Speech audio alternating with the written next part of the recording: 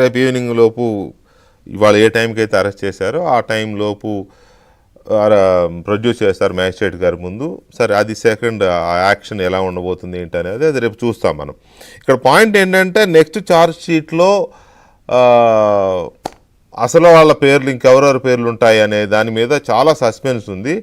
ఇప్పుడు పెద్ద ఆయన మెసేజ్ పెట్టారు, ఎందుకండి beating around the bush, Jaganmohan Reddy ex CM will be there అని ఆయన అంటే కంక్లూజన్కి వచ్చేస్తున్నారు. ఎందుకంటే ఆయనకి తెలియకుండా, ప్రభుత్వం పెద్దగా తెలియకుండా పాలసీలు మారవు కదా ఒకటి. రెండోది, అప్పుడు అన్ని శాఖలు చూసిన వ్యక్తి ఎవరో అందరికీ తెలుసు.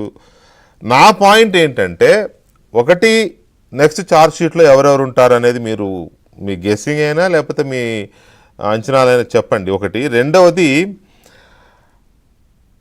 ఈ మొత్తం ఎపిసోడ్ మనం చూస్తే ఏదైతే ఇప్పుడు జరుగుతున్నది కానీ ఇది కానీ మనం చూస్తే ఎన్ని రోజులు ఈ కేసు నడిచే అవకాశం ఉంది, కన్విక్షన్స్కి ఎంత టైం పట్టే అవకాశం ఉంది?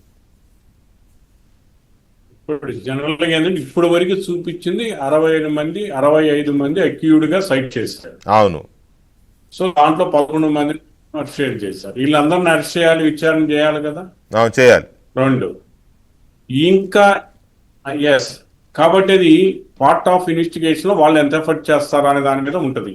తర్వాత ఇంట్రాగేషన్ అనే పదం ఇందాక వచ్చింది కదా. ఇంట్రాగేషన్ అనేది మిథున్ రెడ్డి గారిని ఒక్కరోజు ఇంట్రాగేట్ చేస్తే కాదు, 3 సార్లు వరకు ప్రాసిక్యూషన్ పవర్ ఉంది.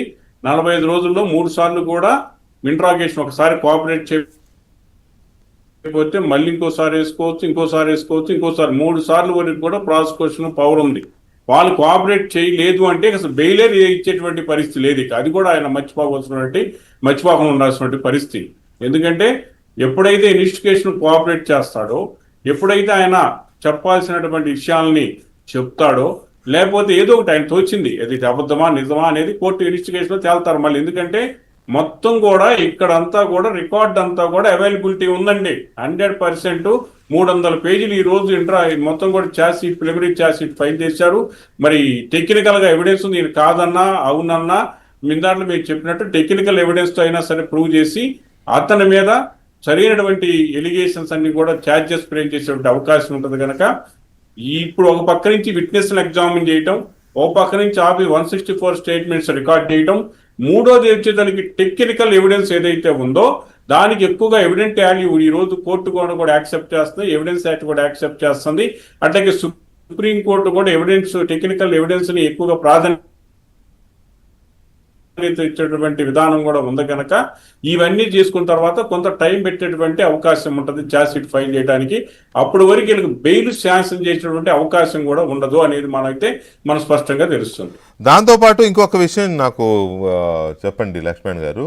ఇప్పటి వరకు చాలా మందిని విచారించారు, చాలా మందిని జైలుకు పంపారు, అందరి కన్ఫెషన్ రిపోర్ట్స్ ఉన్నాయి. ఏది వాసుదేవ రెడ్డి దగ్గర నుంచి, అతని పేరేంటి, వాసుదేవరెడ్డి తర్వాత ఇంకొక అధికారి ఉన్నాడు, అతని దగ్గర నుంచి ఇంకా చాలా మంది 10ల సంఖ్యలో వీళ్ళందరి కన్ఫెషన్స్ ఉన్నాయి కదా, అన్ని వాంగ్మూలాలు దగ్గర పెట్టుకున్నారు కదా.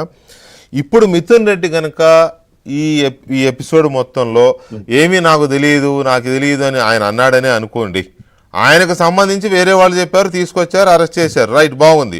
కానీ ఇంకా నీ పైన ఎవరున్నారు, నీతో ఎవరు చేయించారని అడిగితే ఎవరు లేరని చెప్పినా, లేకపోతే అసలు వాళ్ళ పేర్లు చెప్పకుండా దాటవేసినా అక్కడితో ఆగిపోతుందా దర్యాప్తు? లేదు, ఆగదు. అందుకే టెక్నికల్ ఎవిడెన్సే మెయిన్ రోల్ వహిస్తాయి అని చెప్పేసి చెప్పడానికి అవకాశం ఉంది. డెఫినెట్ గా దాంట్లో ఫోన్ కనెక్షన్స్ కానీ ఇంకొకటి అండి, అన్నిటికన్నా దీంట్లో ఇంకొక కొత్త వార్త ఏంటంటే ఈ డబ్బులు జంప్ చేసినప్పుడు విదేశాలకు కూడా పంపించారు. ఆ విదేశాలకు పంపించినప్పుడు హెలికాప్టర్ లో కూడా కొంతమంది వాళ్ళ బంధువుల ద్వారా కొంతమంది చార్టర్డ్ ఫ్లైట్ లో బంధువులు ఉన్నారు, ఆ ప్రైవేట్ ఆర్గనైజేషన్స్ తరలించారన్నటువంటి వార్త కూడా వస్తుంది. ఇది సీఎం లెవెల్లోనే ఇన్ఫ్లుయెన్స్ చేస్తే ఇవన్నీ కూడా జరుగుతాయి అనేది కూడా వాస్తవం.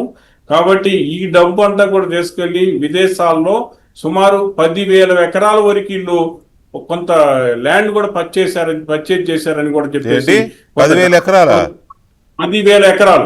ఎకరాలు వేరే కంట్రీస్ లో, ఒక చిన్న కంట్రీస్ లాంటి చిన్న తక్కువ రేటుగా ఉండే కంట్రీస్ లో ప్రత్యేకంగా మిథున్ రెడ్డి గారు నిత్యానంద్ అనేవాడు ఒక ద్వీపాన్ని దేశాన్ని పెట్టుకున్నాడంట, అట్లా పెట్టుకుంటే అయిపోయేదిగా.